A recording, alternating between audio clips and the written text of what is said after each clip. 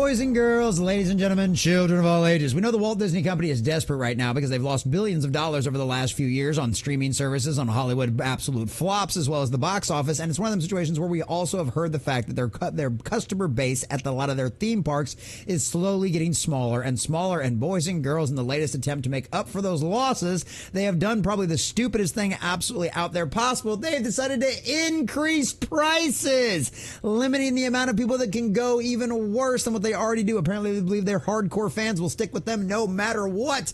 But a lot of industry insiders and a lot of other people out there in the market see this is a very bad move, ladies and gentlemen. I don't think it's going to end very well for the House of Mouse, as Despy, a last desperate attempt to try to keep any kind of relevancy and money in their pocket. So from our dear sweet friends over at pirateandprincesses.net, Disneyland jacks up prices with some one-day tickets. One day, just one day at one park. Okay, that's not all the parks, not the entire little theme park out there in Walt Disney World. It's just one park and one day. Over $200. Just in time for Tiana's Bayou Adventure, which, boy, didn't you know, that's just a real big draw out there in Disney World, and I'm sure it'll work out great for Disneyland, too. You get what you deserve, Disney. So we're going to check out this article from piratesandprincesses.net, getting all of the juicy details and see exactly how much of an increase this has been, as well as what they believe the fan reaction will be, as well as what some industry insiders say about how much of a disastrous dumpster fire this will end up turning out. But before we do, if you do enjoy our content, hit that like button, share with all your friends, and subscribe or follow if you have not already, boys and girls, because we are grinding, we are growing, and I could not do that without every single one of you.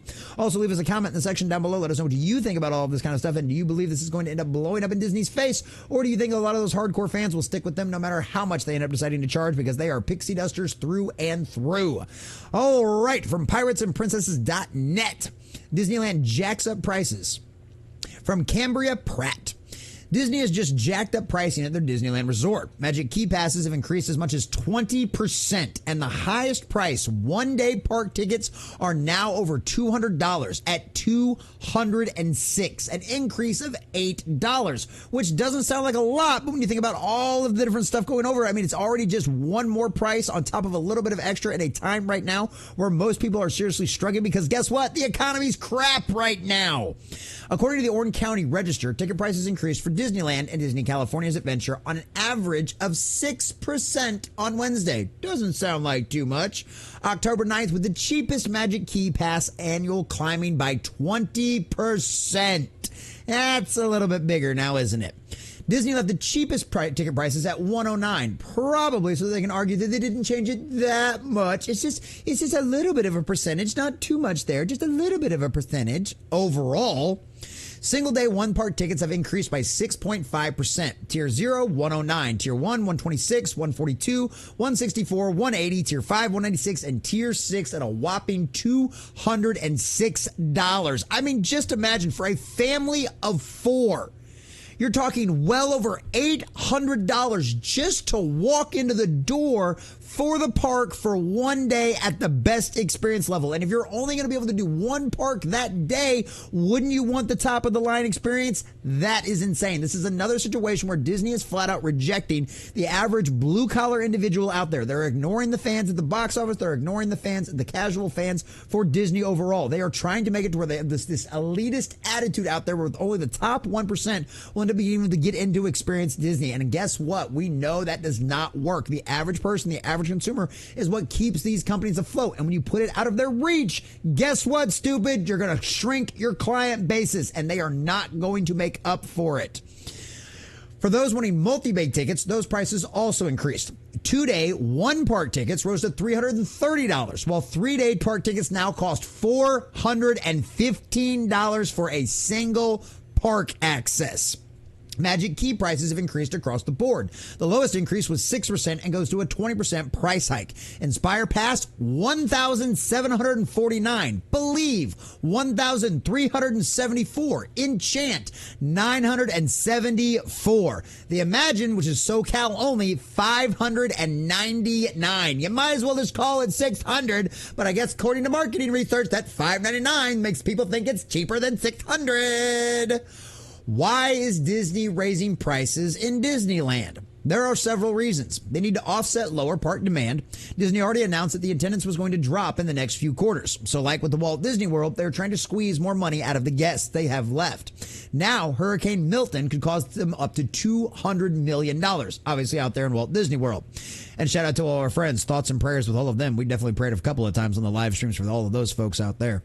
The anticipated Disneyland Splash Mountain re-theme, Tiana's Bayou Adventure, will open on November 15th, 2024. But Magic Key previews will take place before them. And yeah, how well's that worked out for them in Walt Disney World? Even if you don't mind the absolute abomination and complete and total erasure of one of the most respectable and first award-winning black man in history while erasing the original Splash Mountain out there, well, of course, you've also heard about the fact that it's just been nothing but a broken and buggy mess. And most days on most of the parks down there in Florida, it's not even ready to go at opening time. It's already broke. So I wonder how that's going to work out at Disneyland out in California.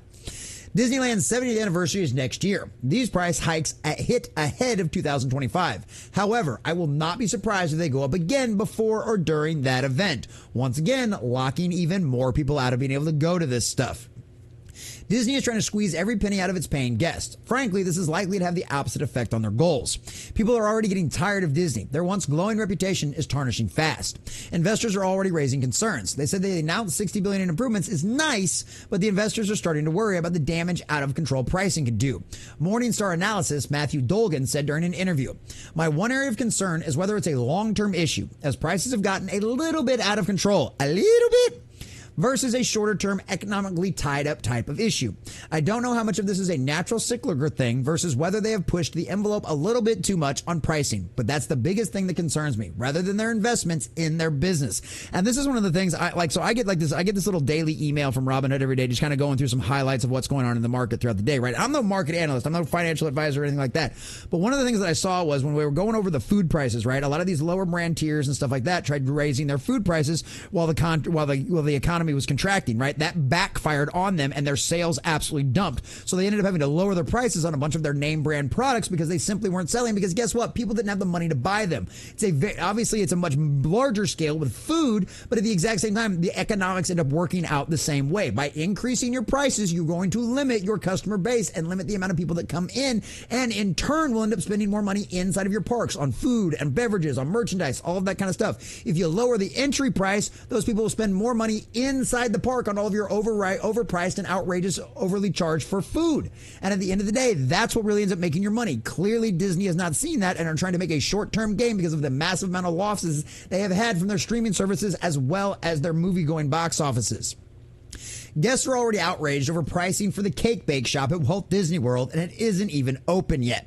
Without further loss and fan dissent, Disney cannot push the price hikes anymore. And I completely and totally agree. This is absolutely insane. I know as a guy that's got a lot of kids myself, this is absolutely outrageous. I mean, besides all of my issues with Disney and wanting to fund a company that pushes a lot of the kind of crazy agenda-driven stuff as well, these price hikes put this outright out of the realm of the majority of the people in this United States, especially with have families and kids, which should be your target audience for the Walt Disney Company. But clearly the Walt Disney Company is still continuing to try to push for nothing more than their Disney adults and not the backbone of what has always made their company so successful, the family market. And it will end up blowing up in their face, and they will end up losing more money, and they will end up having a choice. So they will end up having to start to close things down about their parks, or they're going to have to drop their prices because people simply aren't showing up. And at the end of the day, the Walt Disney Company will get exactly what they deserve. And concerning the fan backlash that they've already got, rising prices is only going to blow up in their faces. And guess what? You did it to yourself.